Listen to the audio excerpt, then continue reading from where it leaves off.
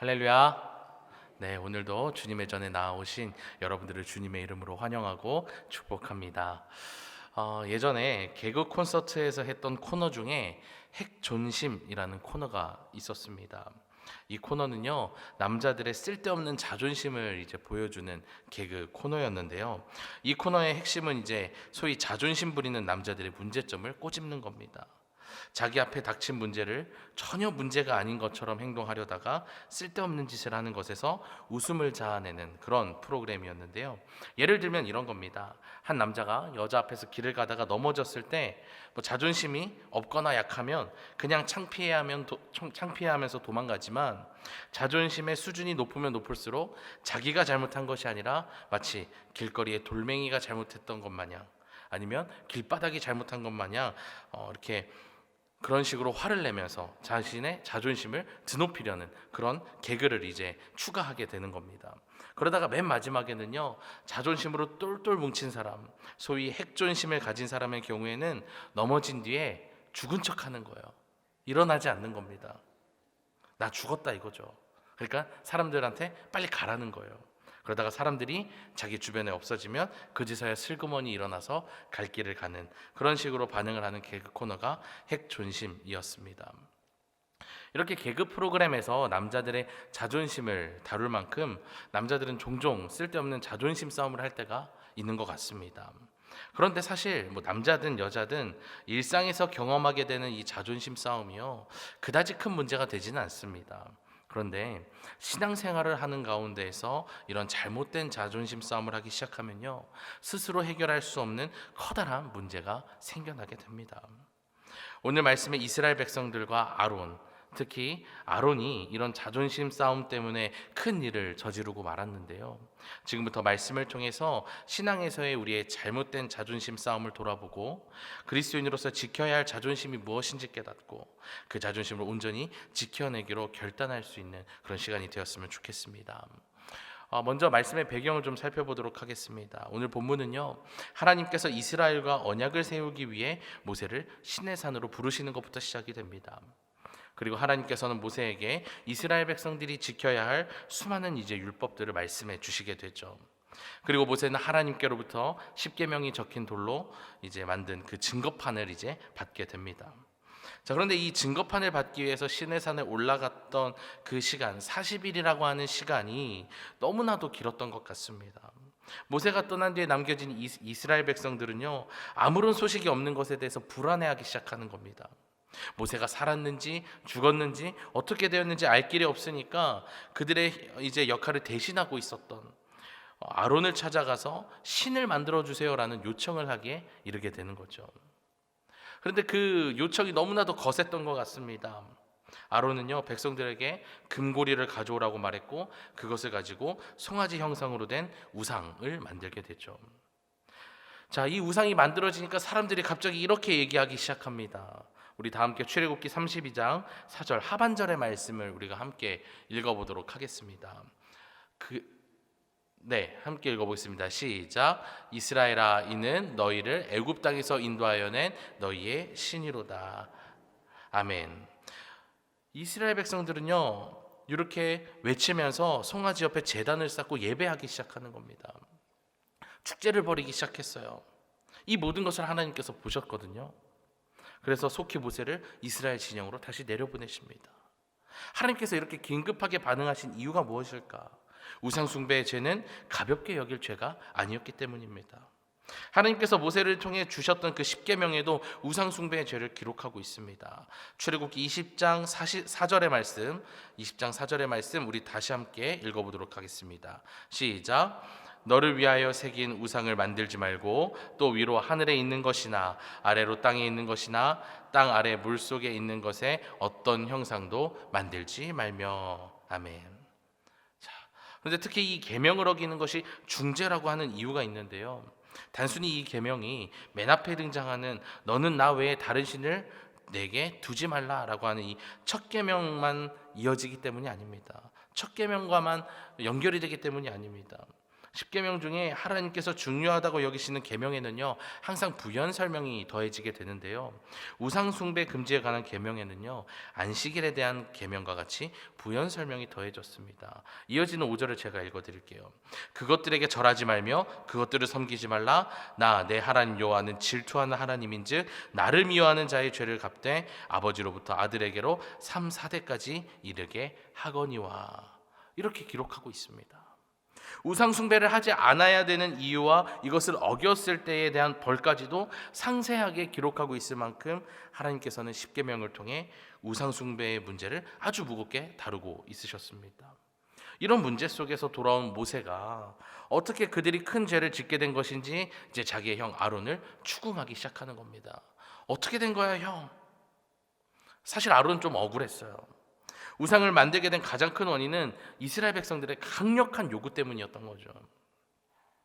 그래서 아론은 모세에게 이렇게 얘기합니다. 이 백성의 악함을 당신이 아나이다. 모세, 이들이 얼마나 약하고 악하고 연약한지 알고 있잖아 라고 되묻는 거예요. 이들이 이러는 걸 나보고 어떡하라고 라는 겁니다. 내 잘못이 아니라는 거예요. 하지만 그럼에도 불구하고 모세는 형 아론에게 우상 숭배라는 죄를 이끈 자로 질책합니다. 그래도 형이 잘못한 거야, 당신이 잘못한 거야 라고 얘기하는 거죠. 왜냐하면 아론은 그 당시에 자리를 비운 모세를 대신해 이스라엘 백성들을 이제 바르게 이끌어야 할 지도자의 역할을 대신했기 때문입니다. 다들 비행기 타보셨을 겁니다. 비행기에 수많은 사람들이 타죠. 그 사람들이 어디로 가느냐, 어떻게 가느냐는요, 비행기를 조종하는 파일럿에게 달려 있습니다. 파일럿 한 사람의 손에 수많은 사람의 생사가 달리게 됩니다. 우리가 살아가는 세상에서도 한 나라의 민족의 경제와 문화와 같은 수많은 영역들이요, 지도자 한 사람 또는 소수의 사람들에 의해 좌지우지되는 것을 보게 됩니다. 우리 춘천중앙교회 모든 공동체들도 마찬가지입니다. 특히 여러분들의 신앙을 돕고 안내하는 목회자들을 비롯해서 샘터 지도자들은 그렇기 때문에 매우 중요하고 막중한 책임을 지게 되는 겁니다. 샘터 지도자뿐만이 아닙니다. 오늘 말씀을 듣고 있는 여러분 모두에게도 이와 같은 말씀이 동일하게 적용이 돼요. 왜냐하면 여러분들은 이 교회뿐만 아니라 살아가는 수많은 삶의 자리에서 그리스도인이라는 이름표를 달며 살아가기 때문에 그렇습니다. 우리는 이 이름표 때문에, 그리스도인이라는 이 이름표 때문에 알게 모르게 하나님을 영광되게 하기도 하고요, 욕되게 하기도 합니다. 그것이 타이든 자이든 세상은 우리를 통해서, 나를 통해서, 여러분을 통해서 주님을 본다는 것이죠. 말씀을 듣고 있는 우리 모두 함께 그리스도인이라는 이름표를 달고 살아가는 한, 오늘 본문에 기록된 이 아론이 져야 했던 책임이 우리에게도 있다는 것을 기억하시길 바랍니다. 하나님 앞에서 합당한 삶을 사는, 그 본이 되는 삶을 살아갈 수 있기를 소망합니다. 다시 말씀으로 돌아와서요, 아론이 모세에게 나름대로 변명을 했지만 모세가 아랑곳하지 않습니다. 그러니까 이어서 이렇게 이야기를 해요. 24절의 말씀을, 출애굽기 32장 24절의 말씀을 제가 메시지 성경으로 읽어드리겠습니다. 그래서 내가 금을 가지고 있는 사람이 있습니까? 하고 되물었습니다. 그랬더니 저들이 자기들의 장신구를 가져와서 내게 주었습니다. 내가 그것을 불에 던졌더니 이 송아지가 나왔습니다. 자, 아론이요, 이제 핑계를 넘어서 거짓말까지 하기 시작해요. 금고리를 가져오라고는 내가 얘기했지만 그것을 내가 어떻게 한 게 아니라 불에 넣기만 했는데 알아서 금송아지 모양으로 나왔다라고 얘기해요. 이게 말이 되는 겁니까? 금고리를 불에 넣었더니 짜잔하고 금송아지가 나와요? 그럴 수가 없거든요. 아까 살펴봤던 출애굽기 32장 4절 앞부분 상반절을 좀 보도록 하겠습니다. 이렇게 기록되어 있어요. 아론이 그들의 손에서 금고리를 받아 부어서 조각칼로 새겨 송아지 형상을 만드니. 정말 아론의 말대로, 아론의 주장대로 불에 그냥 던져 넣은 것이 아니에요. 금고리를 받은 다음에 금송아지 형상이 나오도록 일련의 과정을 거쳤습니다. 원하는 모양을 만들기 위해 뜨거운 풀무에 금을 넣었고요, 금송아지 모양의 거푸집에 붓고 조각칼로 아름답게 다듬었습니다. 이 말씀이 의미하는 게 무엇일까요? 우상이라고 하는 것은 저절로 생기는 것이 아니라는 겁니다. 우상은 우리가 공들여서 정성스럽게 하나하나 만들어가고 세우는 것이 우상이라는 거예요. 한번 잘 생각해 보시길 바랍니다. 앞서 살펴본 것처럼 우리가 하나님보다 앞에 두는 것, 우선순위에서 앞서는 것이 우상이 되는 겁니다. 즉 그 우상들은요, 우리가 아무렇게나 대하는 것이 아니라 내가 소중하게 여기는 것, 아끼는 것들이 우상이 된다는 겁니다. 제가 작년 11월에 당신은 무엇의 노예입니까? 라는 제목으로 출애굽기 1장의 말씀을 나누었던 적이 있었습니다. 그때 제가 이야기했던 것처럼 우리를 노예로 만들어서 우리의 삶을 쥐고 흔드는 우상들은 우리가 쫓는 것, 내가 바라는 것들이 된다라고 나누었던 적이 있습니다. 그러니까 아론은요, 하나님보다 자기에게 득달같이 달려드는 그 백성들로부터 자신의 안위를 지키는 것, 그것이 더욱더 소중했던 것입니다.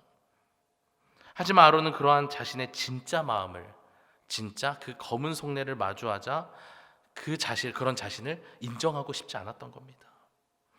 그래서 자기에게 큰 책임이 있음을 알았지만 이것을 인정하고 싶지 않았던 거예요. 그래서 모세와 하나님 앞에서 핑계를 대고 쓸데없는 거짓말을 계속해서 이어가는 겁니다. 무엇 때문에요? 자존심 때문에. 오늘 말씀을 시작하면서 이야기했던 것처럼 우리는 살아가면서 수많은 상황 속에서 자존심 싸움을 할 때가 있습니다. 그 중에는 각자의 가치관에 따라서, 신념에 따라서 피할 수 없는 싸움이 있기도 할 겁니다. 그러나 오늘 본문의 아론은요, 그리스도인으로서 하지 말아야 할 자존심 싸움을 했습니다. 왜냐하면 우리 그리스도인이 정말 가져야 할 자존심은요, 내가 중심이 되는 것이 아니기 때문에 그렇습니다.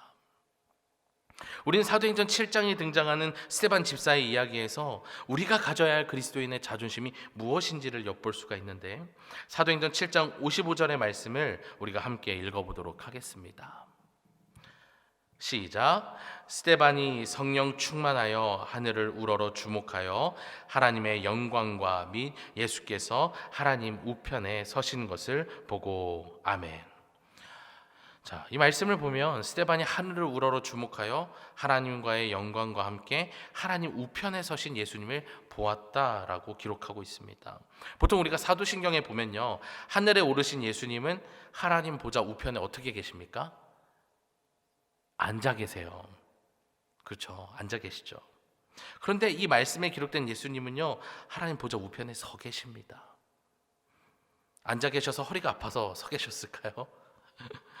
마틴 로이드 존스 목사는요, 이에 대해서 교회 역사상 첫 순교자가 등장하는 이 영광의 순간을 앉아서 볼 수 없었기 때문에, 그 감격 때문에 서 계신 것이라고 해석합니다. 이 감격과 함께 조금 더 생각해 보고 싶은 것은요, 스데반이 죽기 직전의 상황입니다. 그는 자신이 했던 그 설교에 화가 난 사람들의 즉결 심판으로 인해서 돌에 맞아 죽게 되는 거죠. 아주 짧은 순간의 일이지만 그 자리에서는 재판이 진행되고 있었던 겁니다. 재판을 받아보신 적이 있습니까? 우리가 여러 매체를 통해서 아니면 드라마를 통해서 알고 있듯이 재판할 땐 보통 두 사람이 이제 자리를 하게 됩니다. 한 명은 원고 측의 검사이고 한 명은 피고 측의 변호사입니다. 이렇듯 스데반이 하늘을 우러러 보면서 보았던 예수님의 모습은 뭐냐면 스데반을 변호하기 위해 서 계셨던 모습인 겁니다. 사람들이 돌을 들고 서 있었다면 심판하기 위해서, 예수님은 스데반을 변호하기 위해 서 있었던 겁니다. 스데반은요, 그렇게 자신을 변호하기 위해 보좌에 앉아있지 않고 서 계신 그 간절한 모습을 통해서 자신에게 닥쳐진 그 고난을 마음 편하게 감당하기로 마음을 먹었던 겁니다. 그래서 어찌나 그의 마음이 편했던지 사도행전 6장에서는 그 급박한 상황에 처한 그의 모습을 다음과 같이 성경에서 이야기합니다. 사도행전 6장 15절의 말씀을 우리 다 함께 읽어보도록 하겠습니다. 시작. 공회 중에 앉은 사람들이 다 스데반을 주목하여 보니 그 얼굴이 천사의 얼굴과 같더라. 아멘. 스데반의 마음이 얼마나 편했던지 그의 얼굴이요, 죽음이란 그 공포로 인해서 새하얗게 된 것이 아니라 천사의 얼굴과 같았다라고 이야기합니다. 그리고 이 모습을 누가 보았습니까? 그를 죽이고자 했던 사람들, 공회 중에 앉은 사람들이 보기에도 이 스데반이 너무나도 평안해 보였다는 겁니다. 스데반은 자신이 마주했던 그 상황 속에서 다른 그 어떤 것이 아니라 오직 예수 그리스도를 향해 자신의 시선을 두었기 때문에 평안할 수 있었고, 그렇게 그리스도인으로서의 자존심을 지켜낼 수 있었던 것입니다. 우리는 이런 스데반의 모습을 통해서 우리 그리스도인의 참된 자존심이 우리가 그동안 소중하게 여겨왔던 우상과 같은 것들이 아니라 우리를 사랑하시는, 우리를 바라보시는 예수 그리스도로부터 나온다는 것을 깨닫게 되는 줄 믿습니다. 그리고 오늘 본문 뒤에 이어지는 이스라엘을 향한 하나님의 처분에서 그리스도인의 자존심이 우리에게 있는 것이 아님을 다시금 알려주는데요. 우리 말씀 출애굽기 33장 5절 말씀을 다시 함께 읽도록 하겠습니다. 시작. 여호와께서 모세에게 이르시기를 이스라엘 자손에게 이르라. 너희는 목이 곧은 백성인즉 내가 한순간이라도 너희 가운데에 이르면 너희를 진멸하리니 너희는 장신구를 떼어내라. 그리하면 내가 너희에게 어떻게 할 것인지 정하겠노라 하셨음이라. 아멘. 여기서 등장하는 이 장신구가 가지는 의미가 너무나도 중요합니다. 하나님이 떼어내라고 하신 이 장신구가 어떤 건지 아세요? 일전에 오늘 함께 나눈 말씀, 이 금송아지를 만들기 위해서 아론이 금고리를 가져오세요 했을 때 그때도 내지 않고 가지고 있었던 겁니다. 우리 지금 너무 금송아지가 필요해요, 다른 신이 필요해요 할 때 그때도 내지 않았던 장신구가 지금 이 장신구예요. 그들에게 있어서 너무나 소중했던 것, 새로운 신을 만들 때도 내지 않았던 그것입니다. 하나님께서는 그들의 온전한 해결을 확인하고 싶으셨던 겁니다. 여전히 너희들 안에 있는 그 검은 속내, 우상을 향한 마음, 아직까지 내지 않았던, 감추어두었던 너희들이 가장 소중하게 여기는 그것을 가지고 와라 라고 하시는 거예요. 그것을 확인하기 위해서, 온전한 회개를 확인하기 위해서 그 장식물들을 떼게 하셨던 겁니다. 하나님은 다시금 그것이 절대로 너희의 자존심이 되어주지 못함을 강력하게 선포하고 계신 겁니다. 그래서 우리는 다시금 알게 됩니다. 우리 그리스도인의 자존심은 이 세상의 그 어떠함도 아니고 나의 어떠함도 아닌 복음에 있다라는 것입니다. 앞서 이야기했던 것처럼 우리가 살아가다 뜻하지 않게 갑자기 큰 고통이 나를 짓누를 때 그리스도인의 반응은 두 가지로 나뉘게 됩니다. 하나는 하나님을 원망하는 것, 또 다른 하나는 반대로 하나님을 더욱 붙잡는 것인데요. 저는 우리 모두가 후자, 하나님을 더욱 붙잡는 사람들이 되었으면 좋겠습니다. 자, 마지막으로 한 가지 이야기를 들려드리면서 오늘의 말씀을 마치려고 하는데요. 1900년대 미국 일리노이주에 아이나 오그돈이라는 교사가 있었습니다. 그는 대학을 졸업하고 8년간 학교에서 아이들을 이제 가르쳤는데 그는 교사 생활을 하던 중에 찬송을 발표할 만큼 찬송 작가로도 이제 활동하기도 했습니다. 그러다가 40세가 된 그는 오하이오 톨레도로 이사해서 가족과 함께 평안히 살고 있었는데요. 그러다 어느 날 이제 전신마비성 중풍을 앓고 있던 아버지가 길을 가다가 교통사고를 당했다는 그런 소식이 들려오게 됩니다. 급히 병원으로 달려가 봅니다. 그랬더니 아버지는 의식 없이 겨우 호흡만 하고 있는 상황이었습니다. 그의 아버지는 척추와 두개골에 큰 충격을 입고 긴급 수술에 들어갔는데요. 수술을 하고 났음에도 불구하고 또 긴 시간이 흘렀음에도 불구하고 차도가 보이지 않자 이 아이나는 아버지를 집에서 간호하기 시작했습니다. 집으로 모신 거죠. 안타깝게도 그의 지극한 간호에도 불구하고 아버지의 병세는 조금씩 더 나빠지기 시작했습니다. 그렇게 3년이 지나게 됩니다. 시간이 흐르면서 가족들은 점점 희망을 잃어갔고 간호했던 아이나도 지칠 대로 지치게 되었습니다. 하지만 자식들을 키우느라, 나를 키워주시느라 고생하셨더니 아버지에게 보답하겠다는 마음으로 다시 힘을 냈습니다. 하나님, 제발 아버지를 살려주세요. 아버지를 살려주세요라고 이 아이나는 입버릇처럼 외치고 또 외치며 기도했습니다. 그렇게 또 시간이 지난 뒤에 이 아이나는 마가복음 8장을 읽다가 자기 십자가를 지고 따라오라 라는 그 말씀에서 숨이 멎는 것 같은 느낌을 받게 됩니다. 그리고 눈물을 흘리면서 다음과 같이 기도했습니다. 하나님, 이것이 제 십자가라면 앞에 있는 기쁨을 바라보며 그 십자가를 지고 가겠습니다.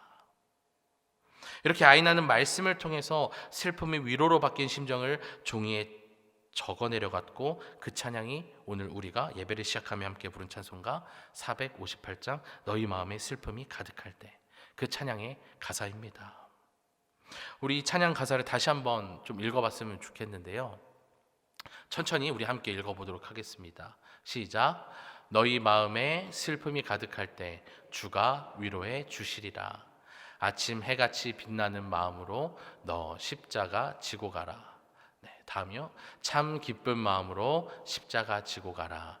내가 기쁘게 십자가 지고 가면 슬픈 마음이 위로받네. 아멘. 모든 성도에게는, 이곳에 모여있는 우리 모두에게는 저마다의 십자가가 있습니다. 십자가를 지는 삶은요, 단순히 고통당하는 것이 아닙니다. 내가 예수님과 함께 죽었고 그로 인해 이제부터 내 안에 예수님이 사시는 것을 말합니다. 나의 그 잘못된 자존심을 세워보겠다고 우리의 내면의 잘못된 것들, 그 우상으로 채우는 것은요, 아무런 의미가 없습니다. 그것이 마치 나를 살게 할 것 같고 성공의 길로 인도할 것 같고 그것이 나의 모든 것을 채워줄 것 같지만 그렇지 않다라는 겁니다. 오히려 우리는 그때에 우리의 안을 비우고 그 안에 주님을 온전히 모셔야 합니다. 그래야 우리의 삶 가운데 주어지는 십자가를 즐거운 마음으로 우리가 질 수가 있게 되는 겁니다. 오늘 말씀에 등장한 금송아지 같이, 또 이스라엘 백성들이 끝까지 내어놓지 않았던 그 장신구 같이 우리의 겉을 치장하고 설명해주는 그 모든 것들은 우리에 대해서 설명은 해주지만 우리의 자존심이 되어주지는 못합니다. 다시 말해 우리의 믿음을 지켜주는 힘이 되어주지 못한다는 겁니다. 오히려 우리가 소중히 여기던 이 세상의 그 어떤 것들이라도 내려놓고 주님만을 바라보는 것, 죽음 앞에서도 하늘을 우러러보았던 그 스데반의 믿음과 그 시선이 우리의 자존심이 되어줄 수 있다는 것을 저는 믿습니다. 사순절을 보내고 있는 지금 오늘 들은 말씀을 모두들 마음 깊이 품고 어려움 앞에서, 또 어려움을 비집고 들어온 유혹 앞에서 우리 그리스도인이 놓지 말아야 할 바른 믿음의 자존심 싸움, 십자가를 지고 걸어가시기를 바랍니다. 그 길 끝에는 우리가 상상할 수도 없을 만큼 커다란 기쁨, 하나님께서 양팔을 벌린 채 우리를 환영하며 기다리고 계실 것입니다.